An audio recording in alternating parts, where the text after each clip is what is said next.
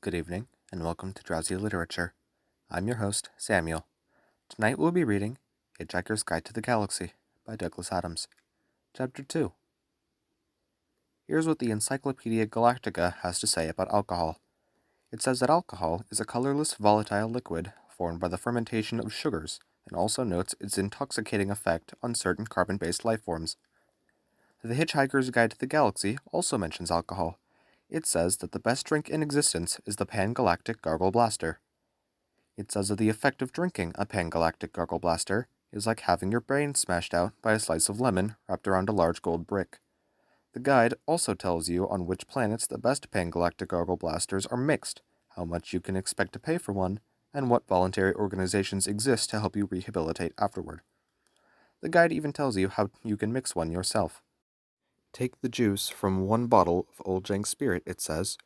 Pour into it 1 measure of water from the seas of Sandraginus 5. Oh, that Sandrigian water, it says. Oh, those Sandraginian fish. Allow 3 cubes of Arcturian Megagin to melt into the mixture. It must be properly iced or the benzene is lost. Allow 4 liters of Phalian marsh gas to bubble through it, in memory of all those happy hikers who have died of pleasure in the marshes of Phalia. Over the back of a silver spoon, float a measure of quelectin hypermint extract, redolent of all the heady odors of the dark quelectin zones, subtle, sweet, and mystic. Drop in the tooth of an Algonian sun tiger. Watch it dissolve, spreading the fires of the Algonian suns deep into the heart of the drink. Sprinkle Zamphor, add an olive, and drink, but very carefully. The Hitchhiker's Guide to the Galaxy sells rather better than the Encyclopedia Galactica. 6 pints of bitter, said Ford Prefect to the barman of the Horse and Groom. And quickly, please, the world's about to end. The barman at the Horse of the Bar and Groom didn't deserve this sort of treatment. He was a dignified old man. He pushed his glasses up his nose and stared at Ford Prefect. Ford ignored him and stared out the window, so the barman looked instead at Arthur, who shrugged helplessly and said nothing. So the barman said, "Oh, yes, sir, nice weather for it," and started pulling pints. He tried again. "Going to watch the match this afternoon, then?" Ford glanced round at him. "No point," he said, and looked back out the window. "What's that, foregone conclusion, then, you reckon, sir?" said the barman. "Arsenal without a chance?" No," said Ford. "It's just that the world's about to end." "Oh, yes, sir, so you said," the barman, looking over his glasses, this time at Arthur. "Lucky escape for Arsenal, if it did." Ford looked back at him, genuinely surprised. "No, not really," he said. He frowned. The barman breathed in heavily. "There you are, sir, 6 pints," he said. Arthur smiled at him wanly and shrugged again. He turned and smiled wanly at the rest of the pub, just in case any of them had heard what was going on. None of them had, and none of them could understand what he was smiling at them for. A man sitting next to Ford at the bar looked at the 2 men, looked at the 6 pints, did a swift burst of mental arithmetic, arrived at an answer he liked, and grinned a stupid, hopeful grin at them. "Get off," said Ford. "They're ours," giving him a look that would have made an Algonian sun tiger get on with what it was doing. Ford slapped a 5-pound note on the bar. He said, "Keep the change." "What, from a fiver?" "Thank you, sir. You've got 10 minutes left to spend it." The barman decided simply to walk away for a bit. "Ford," said Arthur, "would you please tell me what the hell is going on?" "Drink up," said Ford. "You've got 3 pints to get through." "3 pints?" said Arthur. "At lunchtime?" The man next to Ford grinned and nodded happily. Ford ignored him. He said, "Time is an illusion. Lunchtime doubly so." "Very deep," said Arthur. "You should send that to the Reader's Digest. They've got a page for people like you." "Drink up." "Why 3 pints all of a sudden?" "Muscle relaxant. You'll need it." "Muscle relaxant?" "Muscle relaxant." Arthur stared into his beer. "Did I do anything wrong today?" he said. "Or has the world always been like this, and I've been too wrapped up in myself to notice?" "All right," said Ford. "I'll try to explain. How long have we known each other?" "How long?" Arthur thought. About 5 years, maybe 6, he said. Most of it seemed to make some kind of sense at the time. "All right," said Ford. "How would you react if I said that I'm not from Guildford after all, but from a small planet somewhere in the vicinity of Beetlejuice?" Arthur shrugged in a so-so sort of way. "I don't know," he said, taking a pull of beer. "Why, do you think it's the sort of thing you're likely to say?" Ford gave up. It really wasn't worth bothering at the moment, what with the world being about to end. He just said, "Drink up." He added, perfectly factually, "The world's about to end." Arthur gave the rest of the pub another wan smile. The rest of the pub frowned at him. A man waved at him to stop smiling at them and mind his own business. "This must be Thursday," said Arthur to himself, sinking low over his beer. "I never could get the hang of Thursdays." Chapter 3. Something was moving very quietly through the ionosphere, many miles above the surface of the planet. Several somethings, in fact. Several dozen huge, yellow, chunky, slab-like somethings, huge as office blocks, silent as birds. They soared with ease, basking in electromagnetic rays from the star Sol, biding their time, grouping, preparing. The planet beneath them was almost perfectly oblivious of their presence, which was just how they wanted it for the moment. The huge yellow something went unnoticed at Goonhilly. They passed over Cape Canaveral without a blip. Woomera and Jardwell Bank looked straight through them, which was a pity because it was the exact sort of thing they'd been looking for all these years. The only place they registered at all was a small black device called a sub-etha sensomatic, which winked away quietly to itself. It nested in the darkness inside a leather satchel which Fort Prefect habitually wore slung around his neck. The contents of Fort Prefect's satchel were quite interesting, in fact, and would have made any Earth physicist's eyes pop out of its head, which is why he always concealed them by keeping a couple of dog-eared scripts for plays he pretended he was auditioning for stuffed in the top. Besides the sub-etha sensomatic and the scripts, he had an electromagnetic thumb, a short, squat black rod, smooth and matte, with a couple of flat switches and dials at one end. He also had a device that looked rather like a large electronic calculator. This had about 100 tiny flat press buttons, and a screen about 4 inches square on which any one of a million pages could be summoned at a moment's notice. It looked insanely complicated, and this was one of the reasons why the snug plastic cover it fitted into had the words "Don't Panic" printed on it in large friendly letters. The other reason was that this device was in fact the most remarkable of all books ever to come out of the great publishing corporations of Ursa Minor, The Hitchhiker's Guide to the Galaxy. The reason why it was published in the form of a micro-sub-meson electronic component is that if it were printed in normal book form, an interstellar hitchhiker would require several inconveniently large buildings to carry it around in. Beneath that, in Fort Prefect's satchel, were a few ballpoints, a notepad, and a largish bath towel from Marks and Spencer. The Hitchhiker's Guide to the Galaxy has a few things to say on the subject of towels. A towel, it says, is about the most massively useful thing an interstellar hitchhiker can have. Partly, it has great practical value. You can wrap it around you for warmth as you bound across the cold moons of Jaglan Beta. You can lie on it on the brilliant marble-sanded beaches of Stranganius 5, inhaling the heady sea vapors. You can sleep under it beneath the stars, which shine so redly on the desert world of Kakrafoon. Use it to sail a mini-raft down the slow, heavy River Moth. Wet it for use in hand-to-hand combat.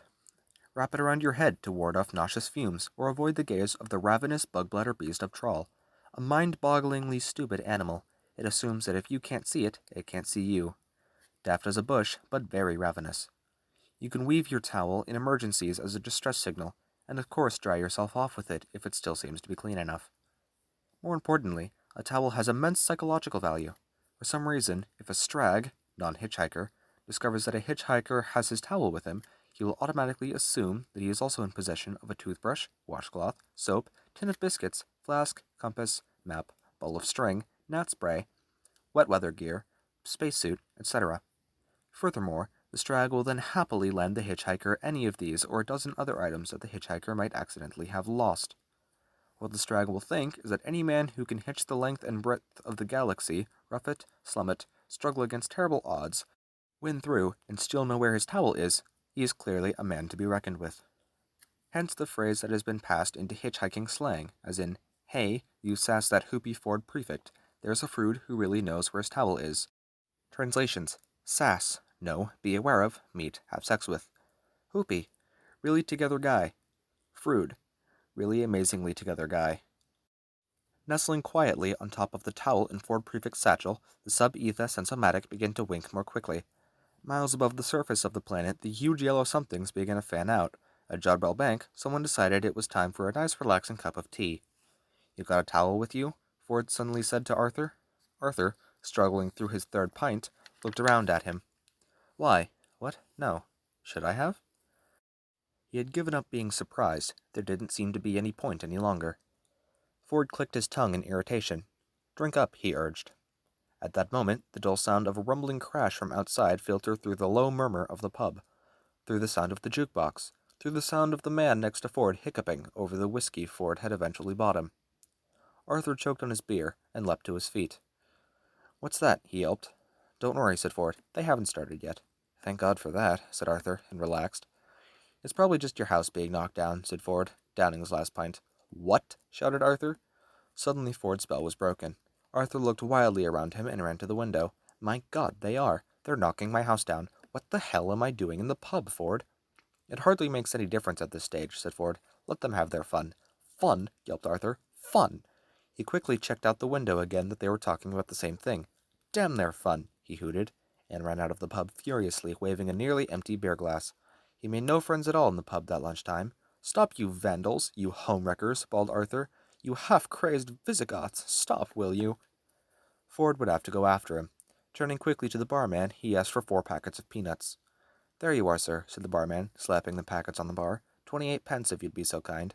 Ford was very kind. He gave the barman another £5 note and told him to keep the change. The barman looked at it, then looked at Ford. He suddenly shivered. He experienced a momentary sensation that he didn't understand because no one on Earth had ever experienced it before. In moments of great stress, every life form that exists gives out a tiny subliminal signal. That signal simply communicates an exact and almost pathetic sense of how far that being is from the place of his birth. On Earth, it is never possible to be farther than 16,000 miles from your birthplace, which really isn't very far, so such signals are too minute to be noticed. Ford Prefect was at his moment under great stress, and he was born 600 light-years away in the near vicinity of Betelgeuse. The barman reeled for a moment, hit by a shocking, incomprehensible sense of distance. He didn't know what it meant, but he looked at Ford Prefect with a new sense of respect, almost awe. "Are you serious, sir?" he said in a small whisper, which had the effect of silencing the pub. "You think the world's going to end?" "Yes," said Ford. "But this afternoon." Ford had recovered himself. He was at his flippest. "Yes," he said gaily. "In less than 2 minutes, I would estimate." The bar couldn't believe this conversation he was having, but he couldn't believe the sensation he had just had either. "Isn't there anything we can do about it, then?" he said. "No, nothing," said Ford, stuffing the peanuts into his pocket. Someone in the hushed bar suddenly laughed raucously at how stupid everyone had become. The man sitting next to Ford was a bit sozzled by now. His eyes weaved their way up to Ford. "I thought," he said, "that if the world was going to end, we were meant to lie down or put a paper bag over our head or something." "If you like, yes," said Ford. "That's what they told us in the army," said the man, and his eyes began the long trek back toward his whiskey. "Will that help?" asked the barman. "No," said Ford, and gave him a friendly smile. "Excuse me," he said. "I've got to go." With a wave, he left. The pub was silent for a moment longer, and then, embarrassingly enough, the man with the raucous laugh did it again. The girl he had dragged along to the pub with him had grown to loathe him dearly over the last hour, and it would probably have been a great satisfaction to her to know that in a minute and a half or so he would suddenly evaporate into a whiff of hydrogen, ozone, and carbon monoxide. However, when the moment came, she would be too busy evaporating herself to notice it. The barman cleared his throat. He heard himself say, "Last orders, please." The huge yellow machines began to sink downward and move faster. Ford knew they were there. This wasn't the way he had wanted it. Running up the lane, Arthur had nearly reached his house. He didn't notice how cold it had suddenly become. He didn't notice the wind. He didn't notice the sudden irrational squall of rain. He didn't notice anything but the caterpillar bulldozers crawling over the rubble that had been his house. "You barbarians," he yelled. "I'll sue the council for every penny it's got. I'll have you hung, drawn, and quartered, and whipped, and boiled, until you've had enough." Ford was running after him very fast. Very, very fast. "And then I will do it again," yelled Arthur. "And when I've finished, I will take all the little bits, and I will jump on them." Arthur didn't notice that the men were running from the bulldozers. He didn't notice that Mr. Prosser was staring hectically into the sky. What Mr. Prosser had noticed was that huge yellow somethings were screaming through the clouds, impossibly huge yellow somethings. "And I will carry on jumping on them," yelled Arthur, still running, "until I get blisters, or I can think of anything even more unpleasant to do. And then—" Arthur tripped and fell headlong, rolled and landed flat on his back. At last he noticed that something was going on. His finger shot upward. "What the hell's that?" he shrieked. Whatever it was raced across the sky in monstrous yellowness, tore the sky apart with mind-boggling noise that leapt off into the distance, leaving the gaping air to shut behind it with a bang that drove your ears 6 feet into your skull. Another one followed, and did exactly the same thing, only louder. It's difficult to say exactly what the people on the surface of the planet were doing now, because they didn't really know what they were doing themselves. None of it made a lot of sense. Running into houses, running out of houses, howling noiselessly at the noise. All around the world, city streets exploded with people. Cars skidded into each other as the noise fell on them, and then rolled off like a tidal wave over hills and valleys, deserts and oceans, seeming to flatten everything it hit. Only one man stood and watched the sky, stood with terrible sadness in his eyes and rubber bungs in his ears. He knew exactly what was happening, and had known ever since his sub-ether sensomatic had started winking in the dead of night beside his pillow and awakened him with a start. It was what he had waited for all these years, but when he had deciphered the signal pattern sitting alone in his small dark room, a coldness had gripped him and squeezed his heart. Of all the races in all of the galaxy who could have come and said a big hello to the planet Earth, he thought, didn't it just have to be the Vogons? Still, he knew what he had to do. As the Vogon craft screamed through the air, high above him, he opened his satchel. He threw away a copy of Joseph and the Amazing Technicolor Dreamcoat, threw away a copy of Godspell. He wouldn't need them where he was going. Everything was ready. Everything was prepared. He knew where his towel was. A sudden silence hit the earth. If anything, it was worse than noise. For a while, nothing happened. The great ships hung motionlessly in the sky over every nation on Earth. Motionless they hung, huge, heavy, steady in the sky, a blasphemy against nature. Many people went straight into shock as their minds tried to encompass what they were looking at. The ships hung in the sky in much the same way that bricks don't. And still nothing happened. Then there was a slight whisper, a sudden spacious whisper of open ambient sound. Every hi-fi set in the world, every radio, every television, every cassette recorder, every woofer, every tweeter, every mid-range driver in the world quietly turned itself on. Every tin can, every dustbin, every window, every car, every wine glass, every sheet of rusty metal became activated as an acoustically perfect sounding board. Before the Earth passed away, it was going to be treated to the very ultimate in sound reproduction, the greatest public address system ever built. But there was no concert, no music, no fanfare, just a simple message. "People of Earth, your attention, please," a voice said, and it was a wonderful, perfect quadraphonic sound with distortion levels so low as to make a brave man weep. "This is Prostantic Volgon Jeltz of the Galactic Hyperspace Planning Council," the voice continued. "As you will no doubt be aware, the plans for development of the outlying regions of the galaxy require the building of a hyperspatial express route through your star system, and regrettably your planet is one of those scheduled for demolition. The process will take slightly less than 2 of your Earth minutes. Thank you." The PA died away. Uncomprehending terror settled onto the watching people of Earth. The terror moved slowly as the gathered crowds, as if they were iron fillings on a sheet of board and a magnet was moving beneath them. Panic spread again, desperate, fleeting panic. But there was nowhere to flee to. Observing this, the Vogons turned on their PA again. It said, "There's no point in acting all surprised about it, as all the planning charts and demolition orders have been on display at your local planning department in Alpha Centauri for nearly 50 of your Earth years. So you've had plenty of time to lodge any formal complaint, and it's far too late to start making a fuss about it now." The PA system fell silent again, and its echo drifted across the land. The huge ships turned slowly in the sky with easy power. On the underside of each, a hatchway opened, an empty black square. But this time, somebody somewhere must have manned a radio transmission, located a wavelength, and broadcast a message back to the Vogon ships, to plead on behalf of the planet. Nobody ever heard what they said. They only heard the reply. The PA slammed back to life again. The voice was annoyed. It said, "What do you mean you've never been to Alpha Centauri? For heaven's sake, mankind, it's only 4 light years away, you know. I'm sorry, but if you can't be bothered to take an interest in local affairs, that's your own lookout. Energize the demolition memes." Light poured out of the hatchways. "I don't know," said the voice on the PA. "Apathetic bloody planet. I've no sympathy at all." It cut off. There was a terrible ghastly silence. There was a terrible ghastly noise. There was a terrible ghastly silence. And the Vogon constructor fleet coasted away into the inky starry void. With that, I think I'm going to end our session for today. As per the usual, you've probably heard this from several channels before, but if you liked this video, be sure to leave a like, subscribe, something like that. You always have a choice. I can't force you to do anything. leave a comment below if you have any other books that you'd like me to read. Otherwise, I'm going to keep reading this for a while until I find one. Yeah, that's it. See ya.